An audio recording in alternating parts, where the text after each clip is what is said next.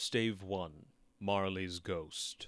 Marley was dead, to begin with. There is no doubt whatever about that. The register of his burial was signed by the clergyman, the clerk, the undertaker, and the chief mourner. Scrooge signed it, and Scrooge's name was good upon change for anything he chose to put his hand to. Old Marley was as dead as a doornail. Mind, I don't mean to say that I know of my own knowledge what there is particularly dead about a doornail.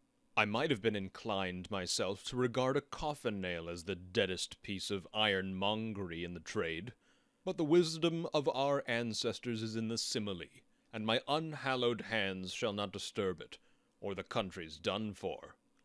You will therefore permit me to repeat emphatically that Marley was as dead as a doornail. Scrooge knew he was dead? Of course he did. How could it be otherwise? Scrooge and he were partners for I don't know how many years.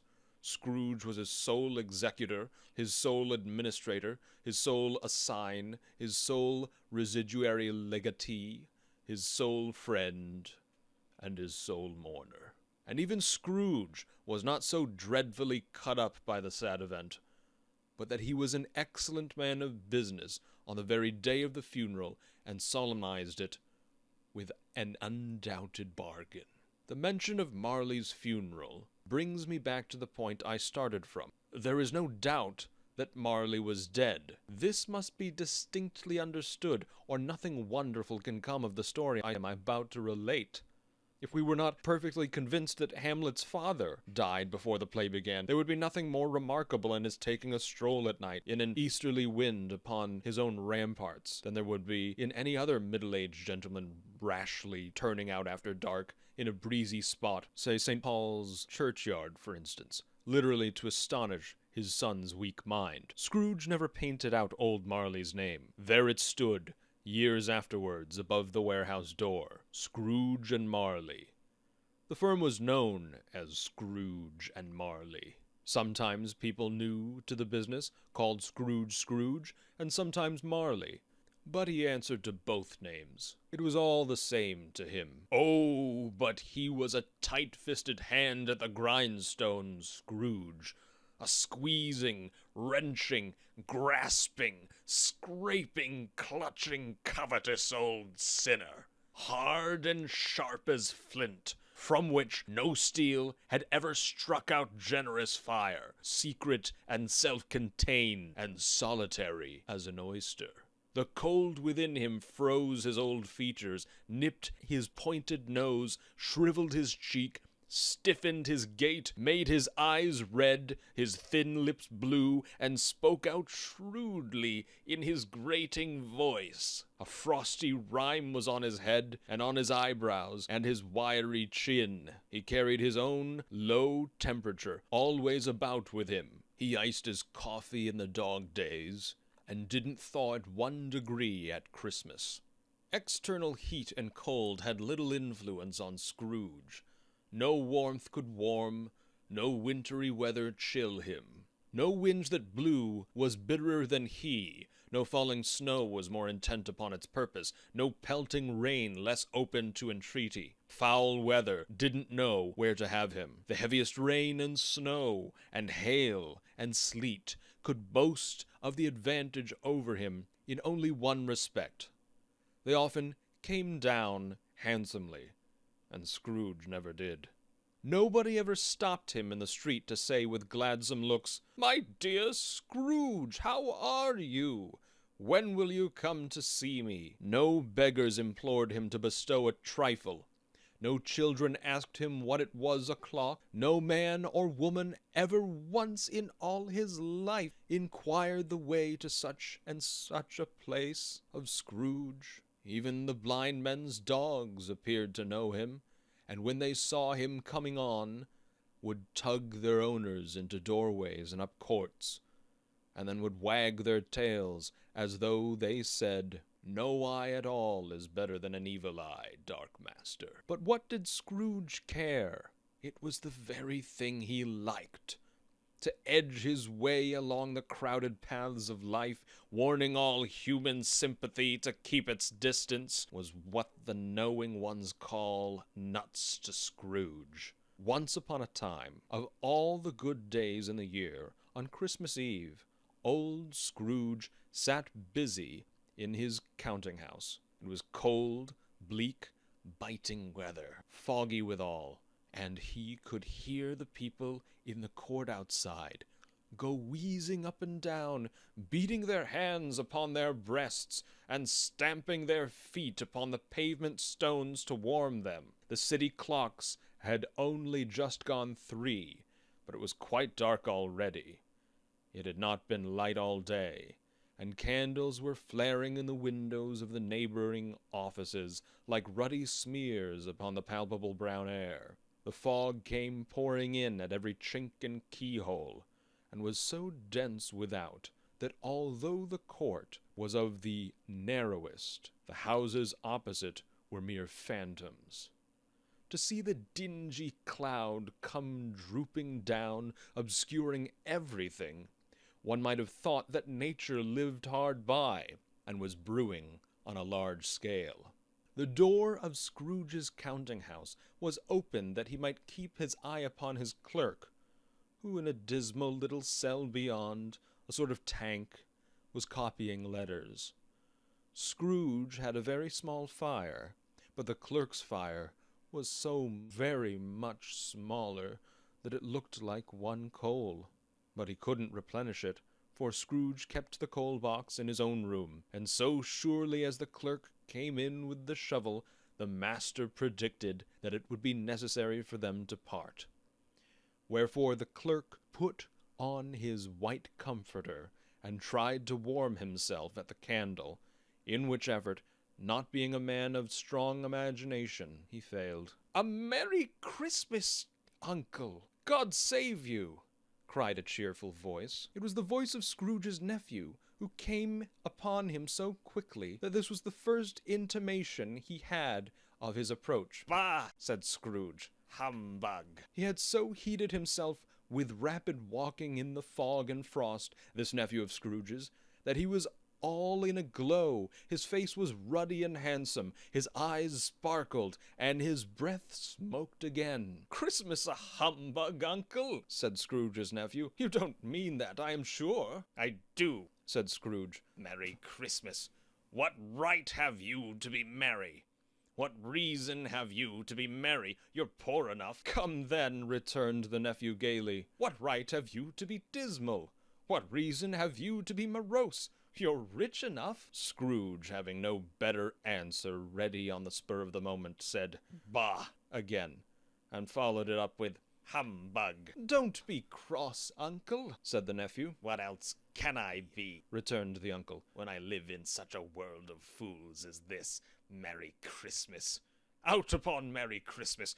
What's Christmas time to you but a time for paying bills without money, a time for finding yourself a year older but not an hour richer, a time for balancing your books and having every item in 'em through a round dozen of months presented dead against you? If I could work my will," said Scrooge indignantly, "every idiot who goes about with Merry Christmas on his lips should be boiled with his own pudding and buried with a stake of holly through his heart. He should." "Uncle!" pleaded the nephew. "Nephew," returned the uncle sternly, "keep Christmas in your own way, and let me keep it in mine." "Keep it?" repeated Scrooge's nephew. "But you don't keep it." "Let me leave it alone, then," said Scrooge. "Much good may it do you. Much good it has ever done you." "There are many things which I might have derived good, by which I have not profited, I dare say," returned the nephew. "Christmas among the rest. But I am sure I have always thought of Christmas time, when it has come round, apart from the veneration due to its sacred name and origin, if anything belonging to it can be apart from that, as a good time, a kind, forgiving, charitable, pleasant time. The only time I know of in the long calendar of the year when men and women seem by one consent to open their shut-up hearts freely, and to think of people below them as if they really were fellow passengers to the grave, and not another race of creatures bound on other journeys. And therefore, uncle, though it has never put a scrap of gold or silver in my pocket, I believe that it has done me good, and will do me good. And I say God bless it." The clerk in the tank involuntarily applauded. Becoming immediately sensible of the impropriety, he poked the fire and extinguished the last frail spark forever. "Let me hear another sound from you," said Scrooge, "and you'll keep your Christmas by losing your situation. You're quite a powerful speaker, sir," he added, turning to his nephew. "I wonder you don't go into Parliament." "Don't be angry, uncle. Come, dine with us tomorrow." Scrooge said that he would see him. Yes, indeed he did. He went the whole length of the expression, and said that he would see him in that extremity first. "But why?" cried Scrooge's nephew. "Why?" "Why did you get married?" said Scrooge. "Because I fell in love." "Because you fell in love," growled Scrooge, as if that were the only one thing in the world more ridiculous than a Merry Christmas. "Good afternoon." "Nay, uncle, but you never came to see me before that happened. Why give it as a reason for not coming now?" "Good afternoon," said Scrooge. "I want nothing from you. I ask nothing of you. Why cannot we be friends?" "Good afternoon," said Scrooge. "I am sorry, with all my heart, to find you so resolute. We have never had any quarrel to which I have been a party. But I have made the trial in homage to Christmas, and I'll keep my Christmas humor to the last. So a Merry Christmas, uncle." "Good afternoon," said Scrooge. "And a Happy New Year." "Good afternoon," said Scrooge. His nephew left the room without an angry word notwithstanding. He stopped at the outer door to bestow the greetings of the season on the clerk, who, cold as he was warmer than Scrooge, for he returned them cordially. "There's another fellow," muttered Scrooge, who overheard him. "My clerk, with 15 shillings a week, and a wife and family, talking about a Merry Christmas.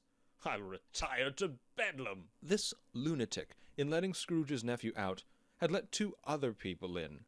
They were portly gentlemen, pleasant to behold, and now stood with their hats off in Scrooge's office. They had books and papers in their hands, and bowed to him. "Scrooge and Marley's, I believe," said one of the gentlemen, referring to his list. "Have I the pleasure of addressing Mr. Scrooge or Mr. Marley?" "Mr. Marley has been dead these 7 years," Scrooge replied. "He died 7 years ago, this very night." "We have no doubt his liberality is well represented by his surviving partner," said the gentleman, presenting his credentials. It certainly was, for they had been 2 kindred spirits. As the ominous word liberality, Scrooge frowned and shook his head, and handed the credentials back. "At this festive season of the year, Mr. Scrooge," said the gentleman, taking up a pen, "it is more than usually desirable that we should make some slight provision for the poor and destitute, who suffer greatly at the present time. Many thousands are in want of common necessaries. Hundreds of thousands are in want of common comforts, sir." "Are there no prisons?" asked Scrooge. "Oh, plenty of prisons," said the gentleman, laying down the pen again. "And the Union workhouses?" demanded Scrooge. "Are they still in operation?" "They are, still," returned the gentleman. "I wish I could say they were not." "The treadmill and the poor law are in full vigor, then?" said Scrooge. "Both very busy, sir." "Oh, I was afraid from what you said at first that something had occurred to stop them in their useful course," said Scrooge. "I'm very glad to hear it." "Under the impression that they scarcely furnish Christian cheer of mind or body to the multitude," returned the gentleman, "a few of us are endeavoring to raise a fund to buy the poor some meat and drink, and means of warmth. We choose this time because it is a time of all others when want is keenly felt, and abundance rejoices. What shall I put you down for?" "Nothing," Scrooge replied. "You wish to be anonymous?" "I wish to be left alone," said Scrooge, Since you ask me what I wish, gentlemen, that is my answer. I don't make merry myself at Christmas, and I can't afford to make idle people merry. I help to support the establishments I have mentioned. They cost enough, and those who are badly off must go there. Many can't go there, and many would rather die. If they would rather die, said Scrooge, they had better do it, and decrease the surplus population. Besides, excuse me, I don't know that. But you might know it, observed the gentleman. It's not my business, Scrooge returned. It's enough for a man to understand his own business, and not to interfere with other people's. Mine occupies me constantly. Good afternoon, gentlemen. Seeing clearly that it would be useless to pursue their point, the gentleman withdrew. Scrooge resumed his labors with an improved opinion of himself, and in a more facetious temper than was usual with him. Meanwhile, the fog and darkness thickened so that people ran about with flaring links, proffering their services to go before horses in carriages and conduct them on their way. The ancient tower of a church, whose gruff old bell was always peeping slyly down at Scrooge out of a Gothic window in the wall, became invisible, and struck the hours and quarters in the clouds with tremulous vibrations afterwards,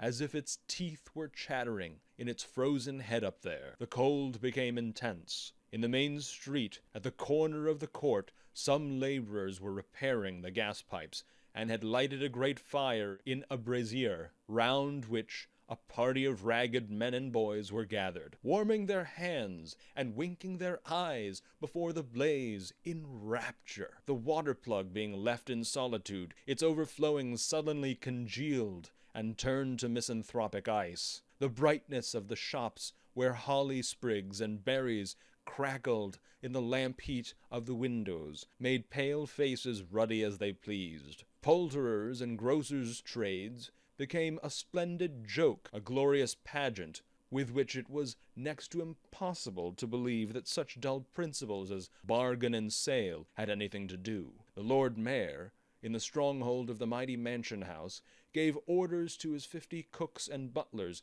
to keep Christmas as a Lord Mayor's household should, and even the little tailor, whom he had fined 5 shillings on the previous Monday for being drunk and bloodthirsty in the streets, stirred up tomorrow's pudding in his garret, while his lean wife and the baby sallied out to buy the beef. Foggier yet, and colder, piercing, searching, biting cold. If the good Saint Dunstan had but nipped the evil spirit's nose with a touch of such weather as that, instead of using his familiar weapons, then indeed he would have roared to lusty purpose. The owner of one scant young nose gnawed and mumbled by the hungry cold, as bones are gnawed by dogs, stooped down at Scrooge's keyhole to regale him with a Christmas carol. But at the first sound of "God bless you, merry gentlemen, may nothing you dismay," Scrooge seized the ruler with such energy of action that the singer fled in terror, leaving the keyhole to the fog and even more congenial frost.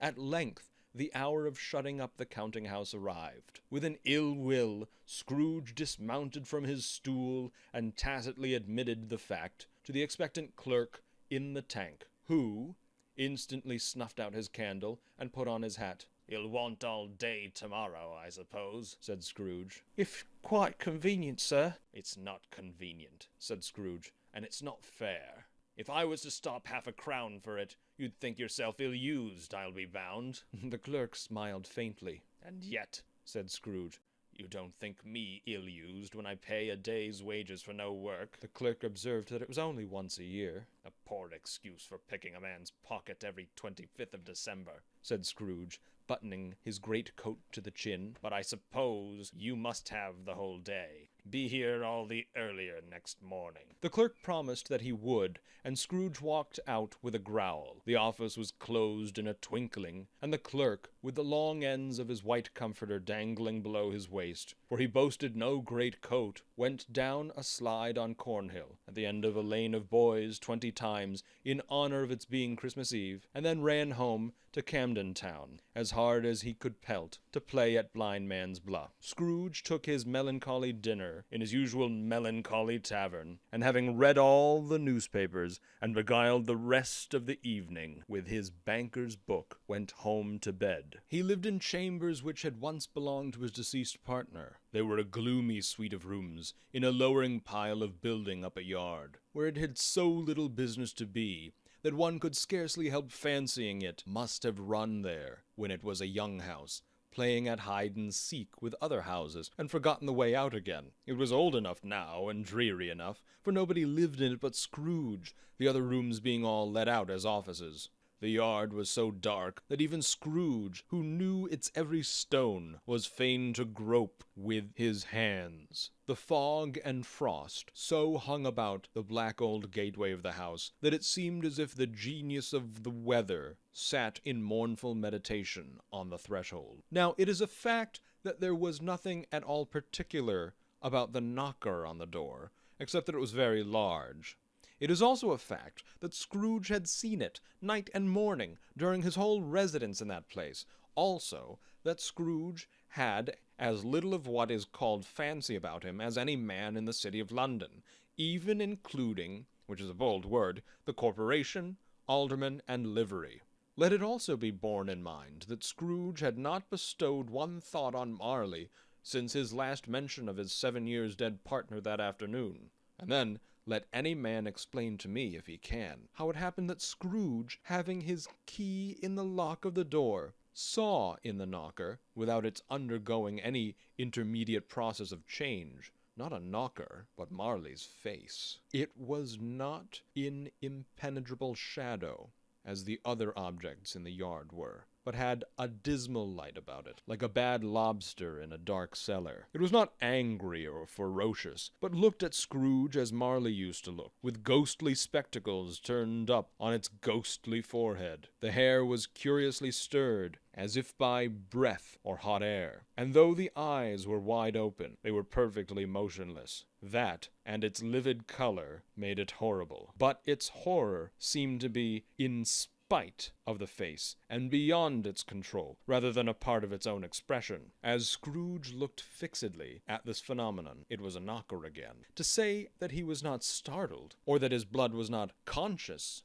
of a terrible sensation to which it had been a stranger from infancy, would be untrue. But he put his hand upon the key he had relinquished, turned it sturdily, walked in, and lighted his candle. He did pause with a moment's irresolution before he shut the door, and he did look cautiously behind it first, as if he half expected to be terrified with the sight of Marley's pigtail sticking out into the hall. But there was nothing on the back of the door, except the screws and nuts that held the knocker on. So he said, "Pooh-pooh," and closed it with a bang. The sound resounded through the house like thunder. Every room above, and every cask in the wine merchant's cellars below, appeared to have a separate peal of echoes of its own. Scrooge was not a man to be frightened by echoes. He fastened the door, and walked across the hall, and up the stairs, slowly too, trimming his candle as he went. You may talk vaguely about driving a coach and six up a good old flight of stairs, or through a bad young Act of Parliament, but I mean to say you might have got a hearse up that staircase, and taken it broadwise, with the splinter bar towards the wall, and the door towards the balustrades,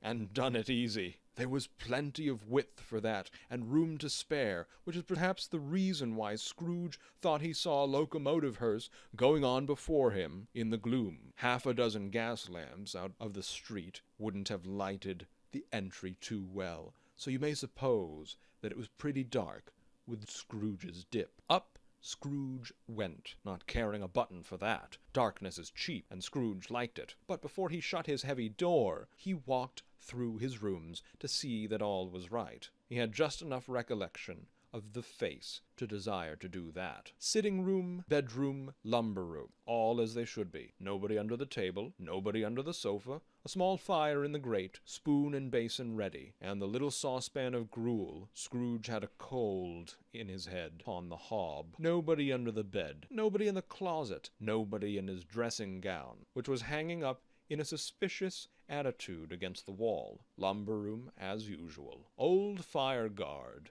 old shoes, 2 fish baskets, washing stand on 3 legs, and a poker. Quite satisfied, he closed his door and locked himself in. Double locked himself in, which was not his custom. Thus secured against surprise, he took off his cravat, put on his dressing gown and slippers, and his nightcap, and sat down before the fire to take his gruel. It was a very low fire indeed. Nothing on such a bitter night.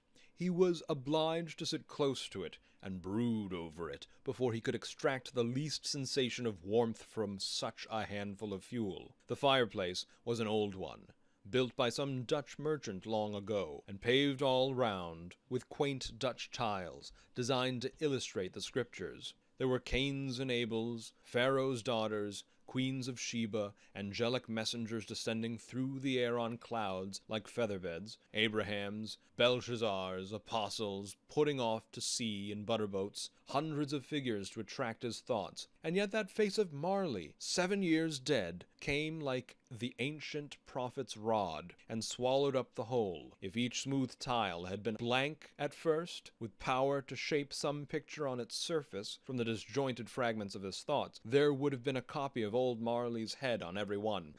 "Humbug," said Scrooge, and walked across the room. After several turns, he sat down again. As he threw his head back in the chair, his glance happened to rest upon a bell, a disused bell that hung in the room and communicated for some purpose now forgotten with a chamber in the highest story of the building.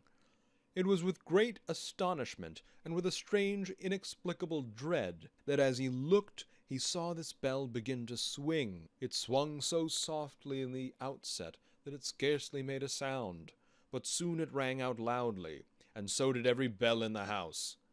This might have lasted half a minute, or a minute, but it seemed an hour. The bells ceased as they had begun, together. They were succeeded by a clanking noise deep down below, as if some person were dragging a heavy chain over the casks in the wine merchant's cellar. Scrooge then remembered to have heard that ghosts in haunted houses were described as dragging chains. The cellar door flew open with a booming sound, and then he heard the noise much louder, on the floors below. Then coming up the stairs, then coming straight towards his door. "It's humbug still," said Scrooge. "I won't believe it." His color changed, though, when without a pause it came on through the heavy door, and passed into the room before his eyes. Upon its coming in, the dying flame leaped up as though it cried, "I know him, Marley's ghost," and fell again. The same face, the very same. Marley, in his pigtail, usual waistcoat, tights and boots, the tassels on the latter bristling, like his pigtail, and his coat skirts, and the hair upon his head. The chain he drew was clasped about his middle.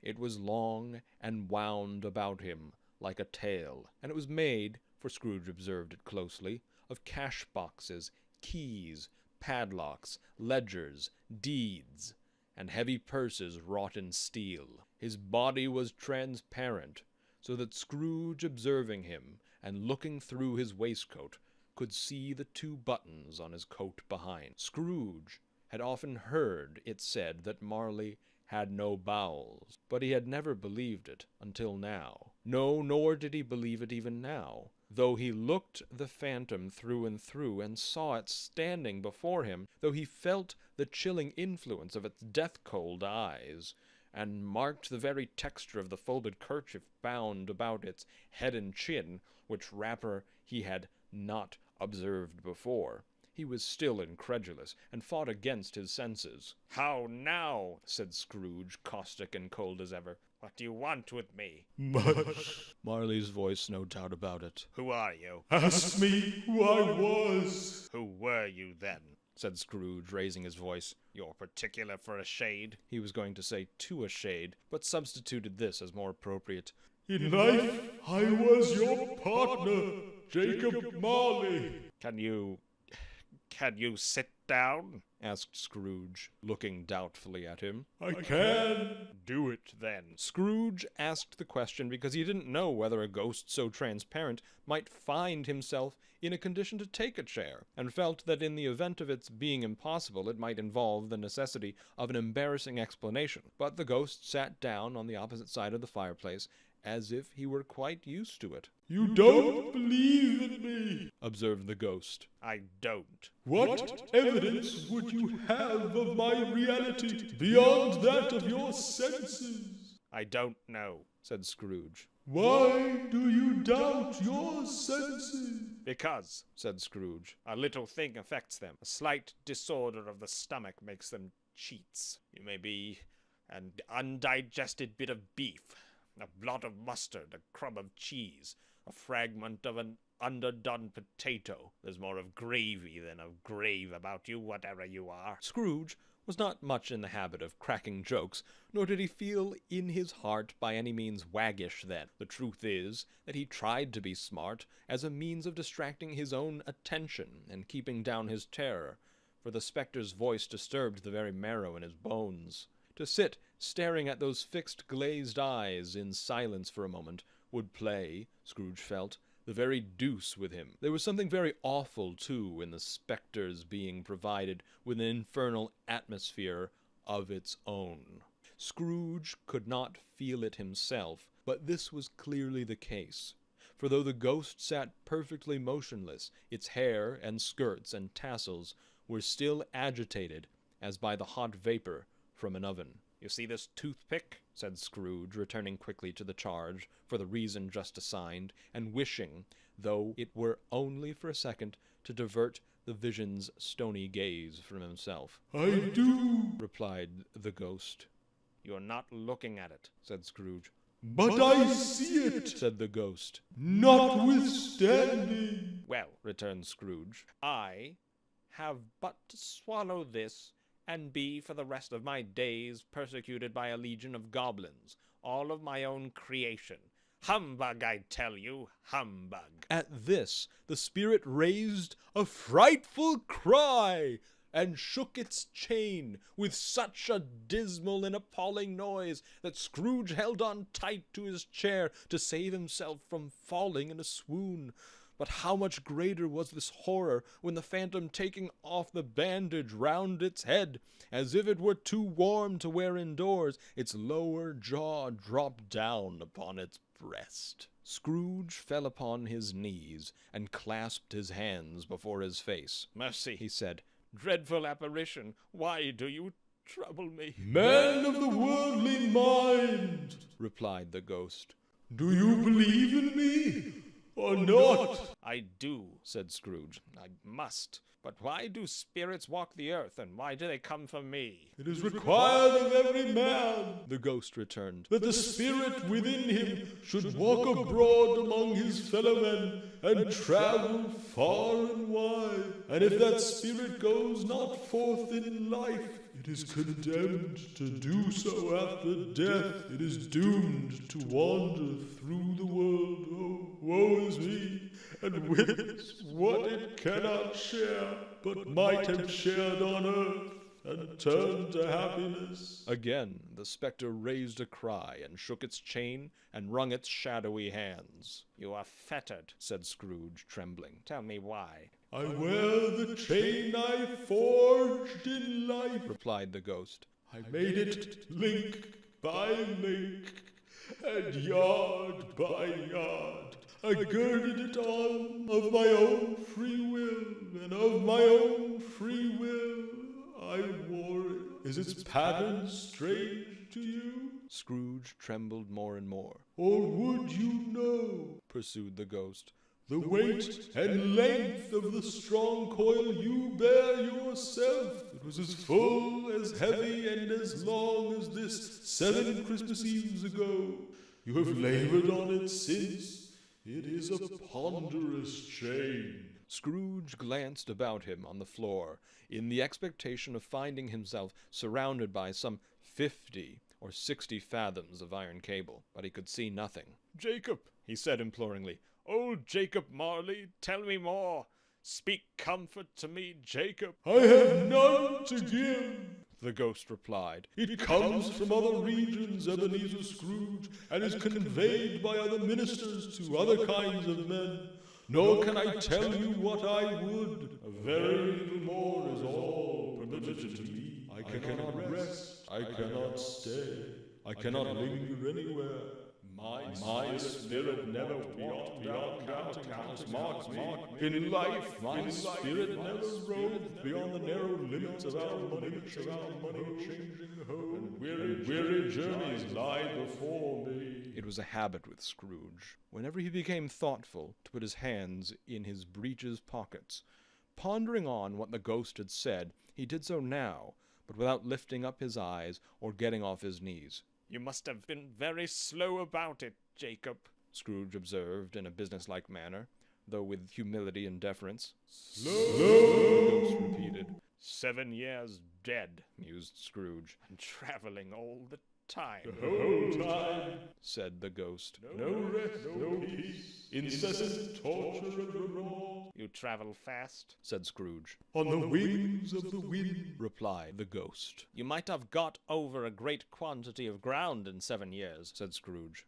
The ghost, on hearing this, set up another cry and clanked its chain so hideously in the dead silence of the night that the ward would have been justified in indicting it for a nuisance. Ho! Captive, bound and double-ironed, cried the phantom, not to know that ages of incessant labor by immortal creatures for this service must pass into eternity for the good of which is all developed. Not to know that any Christian spirit working kindly in its little sphere, whatever it may be, will find its mortality too short for its vast means of usefulness. Not to know that no space of regret can make amends for one's life's opportunity misused. Yet such was I. Oh, such was I. But you were always a good man of business, Jacob, faltered Scrooge, who now began to apply this to himself. Business! Cried the ghost, wringing its hands again. Mankind was my business. The common welfare was my business. Charity, mercy, forbearance, and benevolence were all my business. The dealings of my trade were but a drop of water in the comprehensive ocean of my business. It held up its chain at arm's length, as if it were the cause of all its unavailing grief, and flung it heavily upon the ground again. At this time of the rolling year, The spectre said, I suffer most. Why did I walk through crowds of fellow beings with my eyes turned down and never raise them to that blessed star, which led the wise men to a poor abode, where there are no poor homes to which its light would have conducted me? Scrooge was very much dismayed to hear the spectre going on at this rate, and began to quake exceedingly. Hear me, Cried the ghost. my time is nearly gone. I will, said Scrooge. But don't be hard upon me. Don't be flowery, Jacob, pray. How it is that I appear before you in a shape that you can see, I may not tell. I have sat invisible beside you many and many a day. It was not an agreeable idea. Scrooge shivered and wiped the perspiration from his brow. That is no light part of my penance, pursued the ghost. I am here tonight to warn you that you have yet a chance and hope of escaping my fate. A chance and hope of procuring Ebenezer. You were always a good friend to me, said Scrooge. Thank ye. You will be haunted, resumed the ghost, by free spirits. Scrooge's countenance fell almost as low as the ghost's had done. Is that the chance and hope you mentioned, Jacob? He demanded in a faltering voice. It is. I think I'd rather not, said Scrooge. Without their visits, said the ghost, you cannot hope to shun the path I tread. Expect the first one tomorrow when the bell tolls one. Couldn't I take 'em all at once and have it over, Jacob? hinted Scrooge. Expect the second on the next night at the same hour, the third upon the next night, when the last stroke of 12 has ceased to vibrate. Look to see thee no more, and look that for your own sake you remember what has passed between us. When it had said these words, the spectre took its wrapper from the table and bound it round its head as before. Scrooge knew this by the smart sound its teeth made when the jaws were brought together by the bandage. He ventured to raise his eyes again, and found his supernatural visitor confronting him in an erect attitude, with its chain wound over and about its arm. The apparition walked backward from him, and at every step it took, the window raised itself a little, so that when the spectre reached it, it was wide open. It beckoned Scrooge to approach, which he did. When they were within 2 paces of each other, Marley's ghost held up its hand, warning him to come no nearer. Scrooge stopped, not so much in obedience as in surprise and fear, for on the raising of the hand he became sensible of confused noises in the air, incoherent sounds of lamentation and regret, wailings inexpressibly sorrowful and self-accusatory. The spectre, after listening for a moment, joined in the mournful dirge, and floated out upon the bleak, dark night. Scrooge followed to the window, desperate in his curiosity. He looked out. The air was filled with phantoms, wandering hither and thither in restless haste, and moaning as they went. Every one of them wore chains like Marley's ghost. Some few, they might be guilty governments, were linked together. None were free. Many had been personally known to Scrooge in their lives.